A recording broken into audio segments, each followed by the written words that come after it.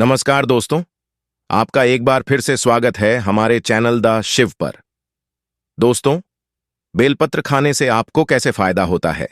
कैसे अगर आप अपने जीवन में परेशान हैं, दिक्कतों का सामना कर रहे हैं, दलित आपका पीछा नहीं छोड़ रही है, गरीबी से आप लोग तंग आ चुके हैं, कैसे एक बेलपत्र से आप लोगों को हर समस्याओं से समाधान मिल सकता है। हमारे हिंदू पुराणों में साफ साफ कहा गया है, बेलपत्र 3 महीने तक बासी या पुराना नहीं माना जाता। जिसका मतलब सरल भाषा में आपको बताए तो अगर आप बेलपत्र एक बार शिवलिंग पर चढ़ा देते हैं, उसको धोकर वापस से उस शिवलिंग पर चढ़ा सकते हैं। बेलपत्र शंकर भगवान जी को चढ़ाने के पीछे एक बहुत बड़ी पौराणिक कथा भी मानी गई है। आपको बता दें, बेलपत्र जो होता है वो हिंदू शास्त्रों के हिसाब से सबसे पवित्र पत्तों में आता है। बेलपत्र का जो पत्ता होता है वो आपके जीवन में एक वरदान स्वरूप भी काम कर सकता है। इसके पीछे की जो कथा है वो आप बहुत ध्यान से सुनिएगा। आपको बता दें, जब समुद्र मंथन चल रहा था, कई अच्छी चीजें निकली थीं तो उसके साथ कई बुरी चीजें भी निकली थीं, जिसमें से एक ऐसा विष निकला था जो पूरी सृष्टि को बर्बाद कर सकता था। परंतु उस वक्त बाबा भोलेनाथ ने आकर उस विष का धारण किया था, इसको अपने कंठ में लिया था। इसीलिए महादेव जी को उस दिन से नीलकंठ भी कहा जाता है। विष के प्रभाव से भगवान शिवजी के शरीर का ताप बढ़ने लगा था, जिसकी वजह से आसपास का वातावरण जलने लगा था।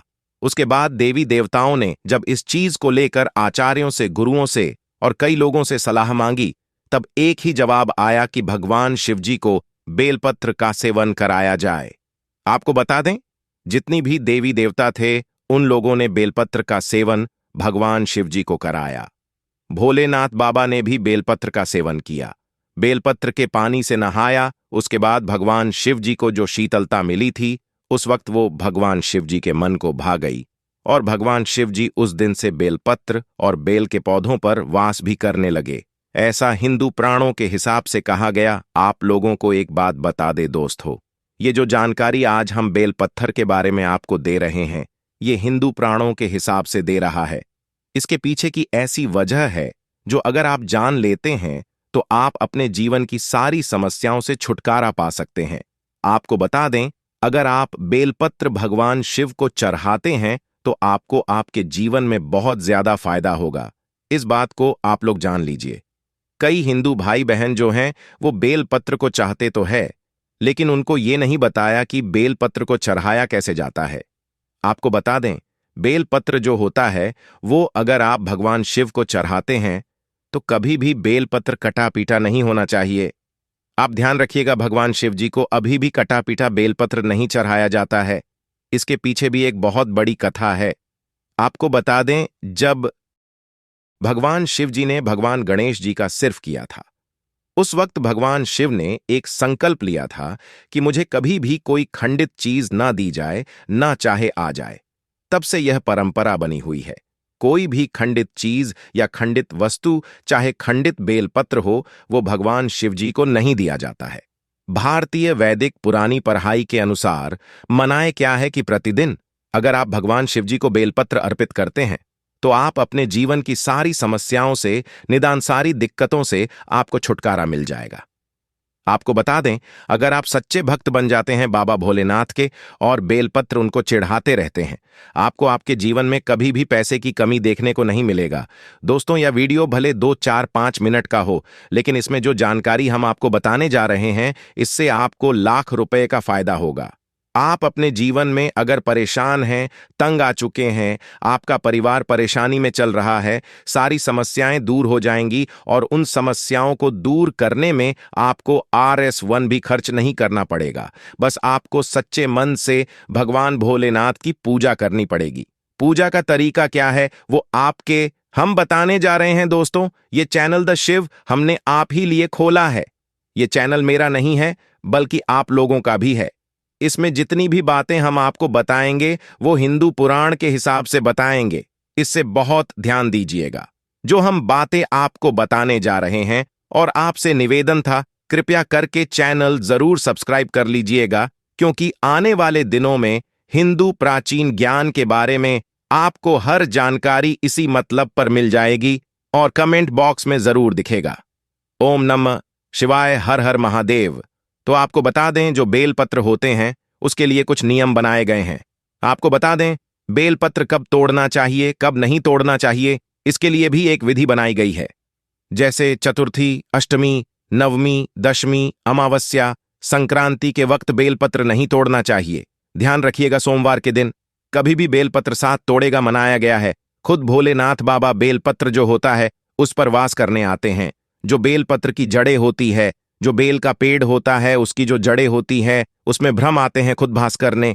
उसका जो मध्यम वर्ग होता है वहां पे भगवान विष्णु जी आते हैं सोमवार को वास करने। इसलिए कुछ भी हो जाए, सोमवार को कभी भी बेलपत्र मत तोड़िएगा। कि इसके अलावा कोई भी दिन हो उसके दोपहर को कभी भी मत कीजिएगा। सर, भाषण अगर आप होता है जैसे ही दोपहर के 12 बज जाते हैं, दिन कोई सा भी हो, कि अगर बेलपत्र जो है वो आप सुबह तोड़ते हैं, वो बहुत अच्छा समय माना जाता है।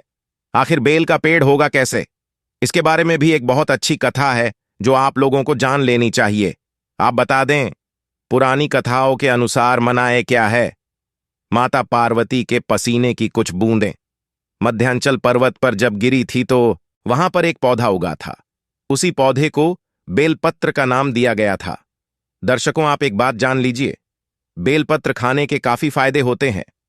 दोस्तों, आप लोग एक बात जान लीजिए, अगर आप अपने जीवन में बहुत ज्यादा परेशान हैं, आप लोग बहुत दिक्कतों का सामना कर रहे हैं, उन सारी दिक्कतों से आपको मिल सकता है, आपको छुटकारा मिल सकता है।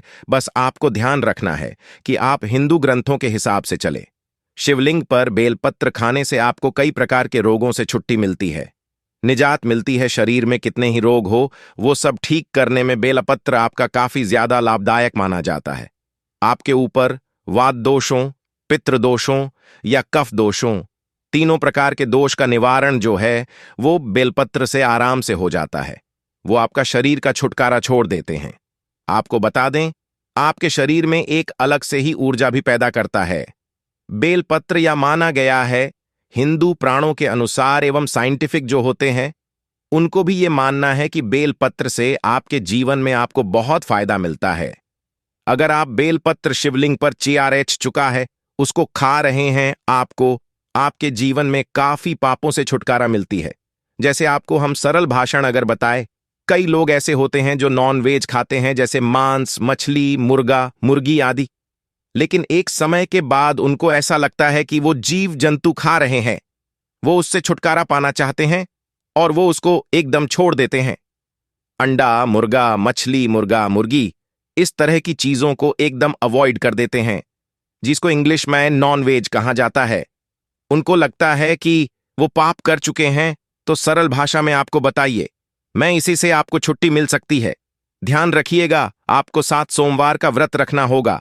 अगर आप नॉन वेज छोड़ चुके हैं तो और चाहते हैं कि उस पाप से छुट्टी मिल जाए, 7 सोमवार का व्रत रख लीजिए। प्रति हर सोमवार को जब बेलपत्र चढ़ा रहे हैं, उसके अगले दिन उस बेलपत्र का सेवन कीजिए। ये बेलपत्र का जो सेवन का तरीका है वो आपका 3 महीने तक चलेगा। अगर आपने ये कर लिया, आपके जीवन में आपको जीव जंतु की हत्या का पाप लगा है वो आपके ऊपर से धुल जाएगा। भगवान भोलेनाथ को भोलेनाथ बाबा इसीलिए कहा गया है क्योंकि वह बहुत ज्यादा भोले होते हैं। इंसान कितना बड़ा ही पापी हो, उसमें कितना बड़ा ही पाप कर रखा हो, उसके हर पाप को माफ करने वाले हैं। अगर कोई भगवान होते हैं वो बाबा भोलेनाथ होते हैं। दोस्तों, आपको जितनी भी हमने जानकारी दी वो सब वैदिक पुराण के हिसाब से। बस आपसे निवेदन था, वीडियो लाइक करना मत भूलिएगा, चैनल सब्सक्राइब कर लीजिएगा। हर हर महादेव। ओम नमः शिवाय।